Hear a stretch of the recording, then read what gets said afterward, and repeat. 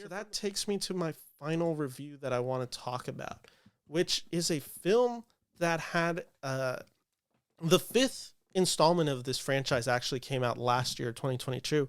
I don't think I ever actually did a formal review for this movie, which maybe that's definitely on me. But the sequel, and if you're good at knowing the numbers of sequels, you probably already guessed which review I'm about to do.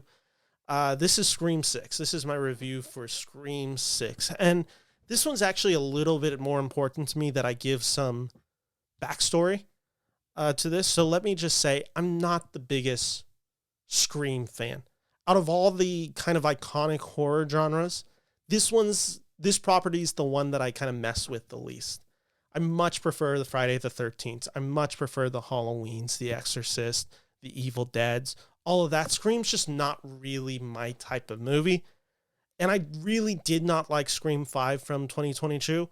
But Scream 6, the trailer's good. It's a really good trailer. It's this, Ghostface in New York. I like Jenna Ortega a lot in this role. And there's like enough in it where I'm just like, okay, maybe this film could be good. Like the action looks a little bit more brutal. So I went on, and this film is available to stream on Paramount Plus. So I went on, not optimistic about this movie, but interested in this movie enough that I actually wanted to see this movie and see what it was about. And what I will say is I much preferred Scream 6 over Scream 5. But some of the issues that I have with Scream 5 are still very apparent in Scream 6. But let me just start off with how the film starts off. Scream 6 starts off with a character played by the actress, I'm blanking on her name, Samara Weaving. Yeah, Samara Weaving, who starred in the director's previous films, Ready or Not. That's basically the job that gets them hired for Scream 5 and ultimately Scream 6. It starts off with this college professor. If you know the Scream formula, you know what's going to happen to her. Blah, blah, blah. Who's the killer? This film zags really quick into the runtime where it reveals something very quick that's actually like, oh, wait, that's interesting. And then it does something again, and you're like, oh, that's actually shocking. And by the end of this 15-minute sequence, maybe it's not 15 minutes, but it's a pretty substantial length. I was like, you know what? I'm into this. The violence is really brutal in a really upsetting type of way.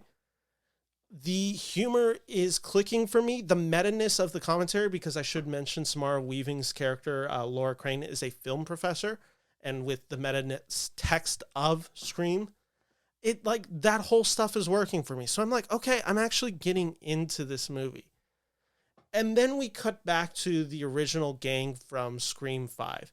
That is composed of Melissa Barria, who plays Sam Carpenter, which, if you don't remember what happens in Scream 5, she's the illegitimate daughter of Billy Loomis. And then as well as that, you have some of the other members of the people who survived in the last film. So you have actress Jasmine Savory Brown and Jack Champion are also in this film, along with Jenna Ortega, who is the sister to the character Sam Carpenter. They're all in this.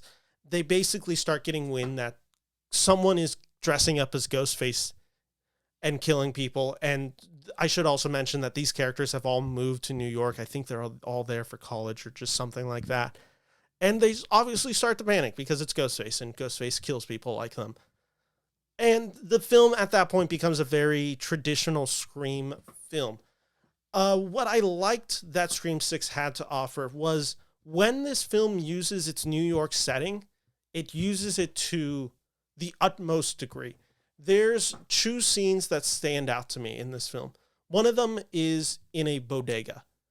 Ghostface has a gun, and it's just an inventive way to basically, pun unintended, or I guess intended, but shoot Ghostface. I mean, he's literally he has a gun, and he's going around killing people in this bodega. It's a very gnarly scene. It's a very scary scene, and Ghostface just never has felt more threatening. And it's just that scene really worked for me in the violence of it, the way that violence is shot, the horror of that scene, the tension of it. I thought the directors did a really good job with this bodega scene. If that scene was really good, the exceptional scene in this film, and again, I'm trying not to spoil anything, there is a scene on a subway that is about 5 minutes, and it's one of the tensest scenes you'll see in a movie this year. I mean, it's just involving flickering lights, people dressed up as Ghostface, because this whole movie takes place, it seems like, around Halloween, so people are dressed up.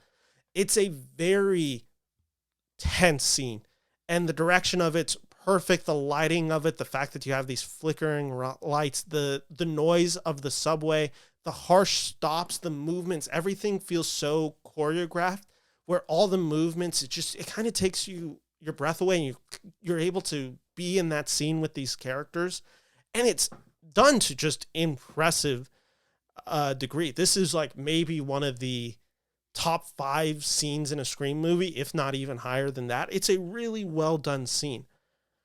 Outside of that, though, there wasn't anything that I particularly loved about Scream outside of those few scenes, the opening and those 2 scenes in New York that I mentioned.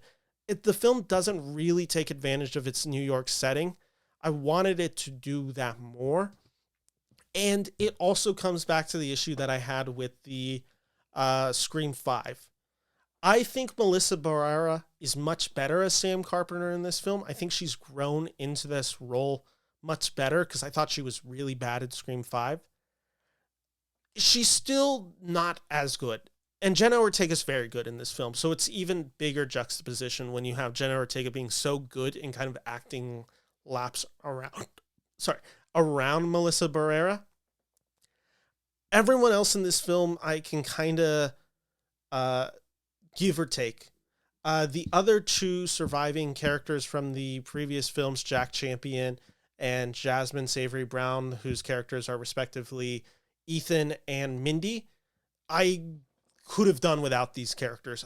There was nothing for me in this film. I specifically found the writing for Mindy Meeks Martin really annoying. And this is that issue where I talked about earlier. I'm not the biggest fan of the Scream meta-ness. And I think in the first Scream and some of the earlier sequels, it's done well.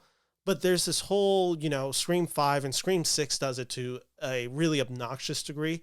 But it's just the whole meta-ness of like, oh, that's a reboot, but it's a new franchise, or you have the legacy characters, or it's a sequel, it's a prequel, like all that, the whole genre of basically sequel filmmaking in Hollywood.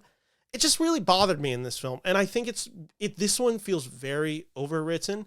And I just don't think Jasmine Savory Brown, sorry, I keep mispronouncing that name. It's Jasmine Savoy Brown. I just don't think she is able to bring it in this film. And I just found these monologues, and there's one specifically in the middle, just insufferable. And every time it really gets into that aspect of this film, it really annoyed me, because Scream 6 really focuses in on some legacy.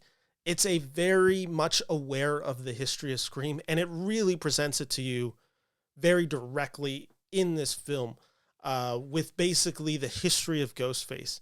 And there's this whole sequence that I don't want to give fully away, but I'll just say, and I think if you've seen the film, you'll know exactly what I'm talking about. We kind of get a history of Ghostface and kind of go back in past and see some of the Ghostface of before and what caused them and the looks, blah, blah, blah. And I found this scene to be really shoehorned in there, and it doesn't really make sense in the geographical location of New York City. I had a lot of questions on this. I thought the plot twist was very obvious from the beginning. Like, I just knew what it was right away. And it kind of felt like the things that they're warning about in this film, which made Scream so clever when they're calling out the tropes and genres, and then they make it in a new, fresh, and exciting way. In this film, it feels like they call it out. Like, they're like, oh yeah, isn't that like dumb when other movies do it? But then they kind of commit that same sin in this movie. And I just never found that it justified it. It almost felt like if they're like, all right, well, if we call it out and make fun of it, if we're self-referential about it, we can kind of get away with it because we're admitting that we're doing that. And isn't that like kind of the point? And I found it just, to be honest, a little annoying and a little insufferable. And that's was kind of my vibe for this whole film. Now, like I said, I do think this film is overall an improvement on Scream 5. I think the overall the violence and the action and some of the direction is much more just impressive. But by the end of this, I really just like, I don't have any desire to see a Scream 7. I just like, if this is the best, this felt like to some degree, like this is going to be the best and some of the freshest stuff you'll get in the Scream franchise. And if they make a Scream 7, I'm just like, I don't know what you do. And I don't really care. And I'm just like, I feel very done with this franchise and I'm good to put it to rest for a little bit. Again, if you're a Scream fan, you may love this film. I also know there are some Scream fans who are very much against this film, very much hate this film. So it might be just the case of divisive. Overall, this isn't a recommendation for me as someone who is not a fan of the Scream films already. This doesn't do anything to really raise my excitement. Although I will admit there is some really great direction, set design in this film, and it is a vast improvement over Scream 5. So I am giving Scream 6 2 out of 5 stars here on the Beneverse. Again, you can stream that movie today on Paramount Plus.